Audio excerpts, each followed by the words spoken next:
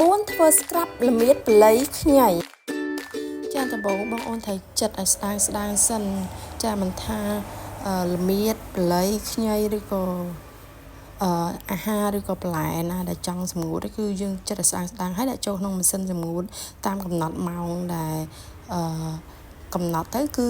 ស្ងួតចាស់ស្រួយខ្ញោកហ្មងហើយយើងយកមកកិនក្នុងម៉ាស៊ីនកិនបែបនេះម៉ាស៊ីនកិននេះគឺមានពីរប្រភេទមានទូចមានធំណាហើយកិននេះកិនម៉ត់ខៃដូចម្សៅភេស័តហ្នឹងមិនមែនកិនក្របទេណាបងណាចាហើយម៉ាស៊ីនសម្ងួតហ្នឹងក៏មានច្រើនຂະຫນាតដែរមាន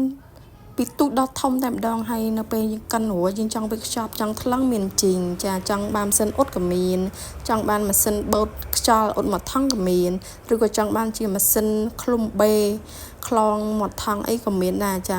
គ្រប់យ៉ាងម៉ាស៊ីនដែលរៀបរាប់ខាងលើនេះគឺថាមានលក់នៅក្នុង website និង app ផ្សារភ្នំពេញទាំងអស់ចាបងគ្រាន់តែ scan QR code នេះគឺអាចទិញបានតែម្ដង